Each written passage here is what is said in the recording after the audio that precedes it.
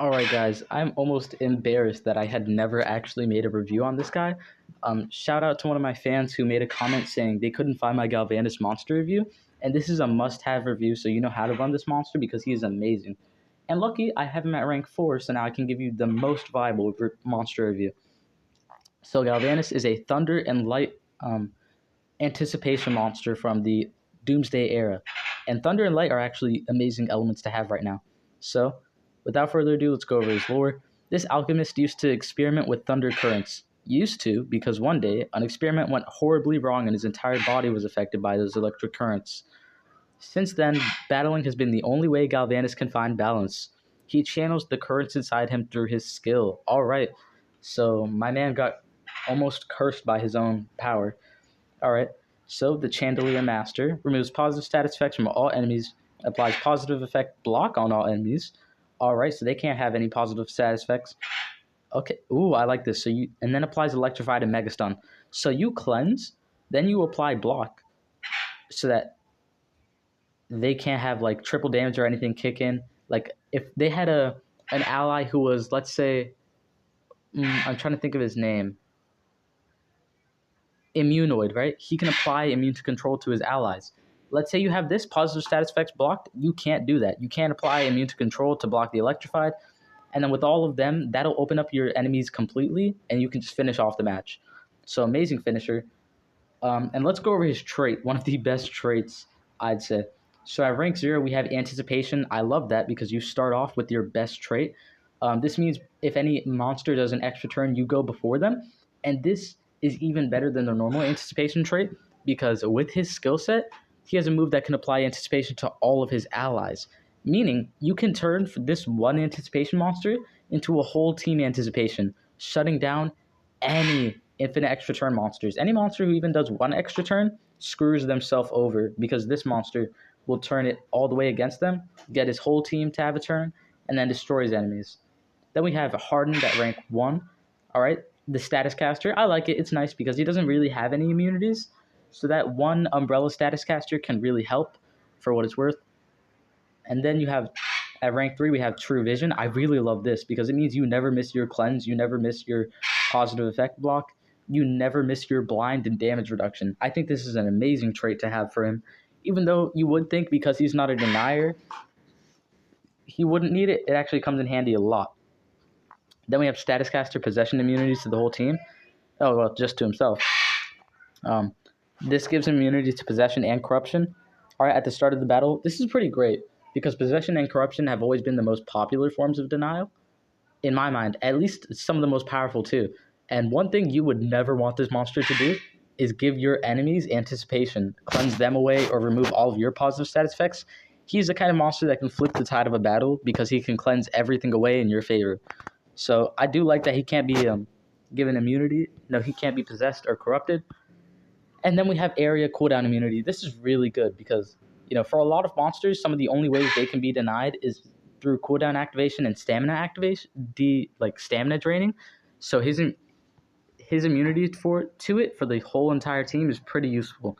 Although the status casters can just be cleansed away, I think he has an amazing trait, and I do like this area immunity because cooldown immunity is one that monsters really don't have, but we really need more of.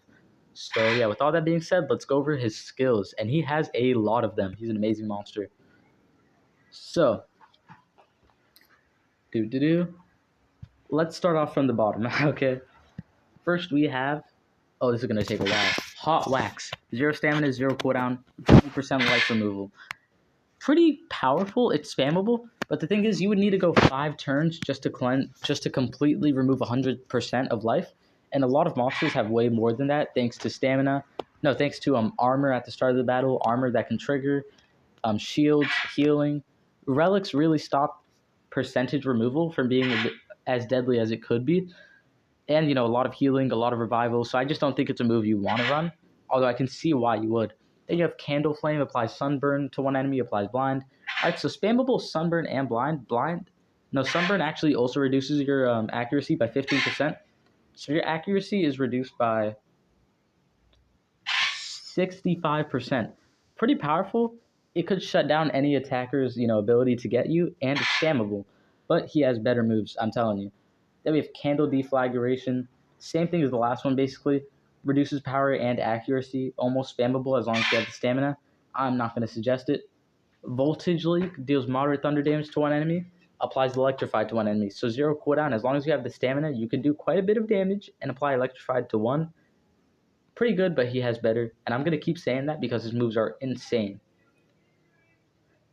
Then we have Justice Flare, removes positive status effects from one enemy, removes 20% of total life from all enemies. So if you did this against a Megaton monster or a King Autumn, you'd remove 60% of total life. That is insane. The only reason you wouldn't run this is because he has an even better move. But cleansing beforehand opens up your enemies. Sadly, I don't think 20% is enough life to justify running it, even if it does cleanse. But 1 turn cooldown, 36 stamina, I would run it if you don't have his best moves. Then we have Light of Wisdom. Gives anticipation to one ally, removes all negative status effects from one ally. So this is, honestly, I would like this move, but it's pretty bad because it does anticipation first, then it cleanses. Usually you're fighting another one of you, and they do positive effect block. So, or nanovirus. Both of those are incredibly popular and powerful. The best ways to shut down, applying anticipation. So, yeah, applying anticipation first and then cleansing it away. Cleansing the negative status effects away is pretty bad because, if you have a certain type of block, I'd rather just cleanse first and then apply anticipation, but, beggars can't be choosers. Then we have Magic Candelibrium. All right, 1 turn cooldown, 40 stamina. You might want to run this move just because it's a single version of this move, and fighting against monsters when he has all AoEs in my best skill set is pretty bad, so it's kind of up to you. Removes 30% of total life from one enemy. Applies major damage reduction and blind to one enemy. So this really shuts down your enemy's damage output, the chances that he'll land his denial or dots or stuff like that. 1 turn cooldown, 40 stamina, I'd say it's pretty good. Then we have Righteous Blaze, a pretty good move. Removes positive status effects from one enemy, and then all negative status effects from all allies. So you're basically cleaning the board. And the way I see this, you could be fighting a Megaton monster, your team could be covered in dots and stuff like that. Boom, you cleanse away that Megaton, and since you have true vision, you'll never miss. So that Megaton is gone, even if you had blind. Then it cleanses away from all of your allies, taking away all of the dots, controls, soft denials, anything. And it just really cleans the board in your favor. I think it's a good move, but I just think he has enough other moves that he doesn't really need it. Then we're going to get into the OP stuff. Enlightenment. Gives anticipation, removes all negative status effects from all allies. 2 turn cooldown, 35 stamina. I have never seen a more worth it cost because this monster is amazing. This skill is what makes him so deadly. So if let's say Light Voltage did an extra turn, he get a skill in, then he can apply anticipation to all of his allies. So any extra turn will trigger his entire team and destroy them. Plus, it's a cleansing move. So you can run this just as a cleansing move. Let's say you start off with shock on your allies and you really want to cleanse that away. Boom, you do this and apply anticipation at the same time. It is just an amazing killer move, and you're really going to see that in his showcase. Then we have Photosensitivity, removes 30% of total life from all enemies. That is a 90% total, and if you run him with Spear of Destiny, this is an instant kill on near every single Megaton monster. That is a huge percentage, and the major damage reduction and blind, it's just an AoE version of this, but when it's an AoE, it's a ton more powerful. And that AoE major damage reduction and blind is incredibly powerful because it's also soft denying them. If they try and hit you, they could miss. It'll do less damage, and they lost a lot of health. So it's an all-around great move. You definitely want to run it. Plus, it gives him some pretty hefty damage output. 46 stamina, 3 turn cooldown. It's pretty hefty, but honestly, I don't think it's enough to deter you from running it. It's a great move. And he does no damage on most of these moves, keep in mind. So that means he can live longer. He won't be triggering relics and then dying from doing damage. This move is the only one that does damage, but I think it's necessary. Actually, this one does do damage, but it's percentage removal. Applies Electrified to one enemy, deals moderate thunder damage to all enemies, and then applies Electrified to all enemies. So this is an Electrified to one, then all. I love this because there's Dark Voltaic, who does infinite extra turns. And by the way, just to tell you what Electrified does, it does 15% of thunder damage for 3 turns, I believe. And it blocks the area dodge status effect. So let's say you're fighting a Dark Voltaic who can do infinite extra turns, and he has dodge area, right? You need to apply dodge area in a single, but you also want to have it in an AoE, so it's a powerful dot. So boom, you do it to him. It goes right into that dodge area, gives him the electrified so he can't reapply it, and then it applies it to his whole team just in case. It's a pretty powerful dot, and on monsters like this who can't really do damage, you want them to have a dot with them just in case it becomes them versus an enemy. And, you always want to have a monster have at least one dot is my rule, just because if they get stuck in a 1v1, you don't want to be screwed over. So 3-turn cooldown, 48 stamina. Pretty hefty cooldown and stamina cost on this monster, but for his skill, I think it's worth it. And then his final skill, Trick of the Light. Removes positive status effects from one ally and then from all ally. No, from one enemy and then all enemies. Applies positive status effect block to all enemies. Incredibly powerful. So let's say there's Megaton, there's positive effect protection Megaton, there's Megaton and then evasion on the whole team. All of that, he can go right past and cleanse it all away. And then he can apply positive effect blocks. So they can't reapply that Megaton. They can't reapply that Pierce. They can't reapply that anything. This is an incredibly overpowered move in my opinion. Cleansing to one, then all. The only thing this monster doesn't have as a support monster is healing and trait disable, because otherwise he is amazing. So yeah, 50 stamina, 3-turn cooldown. You're definitely going to want to run a stamina relic on him, and luckily he has amazing relic slots. So I always do, no, not the staff. I do Merc Staff. I do Shadownia's Essence. Any Essence will do, but do the one with the most health, because when he revives again, you definitely want him to be able to do as much as he can. You could run this so that if they trait disable you, you'll still have your infinite extra turns. That's what I think I'm going to do, just to make sure they don't get rid of my anticipation and I can cleanse it away, give it to all my allies. It sounds like it's like pretty redundant to do, but it's actually a really good strategy. So without further ado, let me show you what he can do in PvP, because he is hard to talk about, but incredibly powerful in action. So we're going to do Galvanus. We're going to do what kind of attacker? What kind of attacker do I want to showcase in this video? I can have fun. I don't want it to be an anticipation monster. I want to showcase that he can apply the anticipation. I'm going to do Serpentex. And I'm going to do... Let's do a King Autumn. King Autumn is a perfect monster if he can get turns in. So, King Autumn, let me just ruin up your allies. Gonna do Killer Oak's armor. I waste so much gold doing this that even though I'm intensely rich, I'd be dipping into the negative. But for these monster reviews, for you, the fans, it's worth it. Actually, I'm going to run him with Shadownia's Essence just so that the damage it does has Pierce. I'm going to run you with this. I'm going to run you with Flamera's Essence instead. Actually, I really should craft another Shadownia's Essence, but for now, just going to do Flamera. So boom, if he dies, he comes back to life behind a Megaton monster. If they do trait disable King Autumn, which is popular, he can cleanse it back. And that damage mirror, it's incredible. I just need to showcase it. And I faced perhaps the perfect opponents. Alright, so an infinite extra turn monster. A monster who does a lot of dots and cleansing. So what I want to do here first, I want to cleanse away all of these death countdown, all of these dots, and apply anticipation. So boom, now any infinite extra turn moves, I can turn right against him. They cleanse away from King Autumn, but honestly, he doesn't even need the extra turns. I'm doing immune to control and tortures. Boom, he's just kicked in an extra turn on almost my entire team.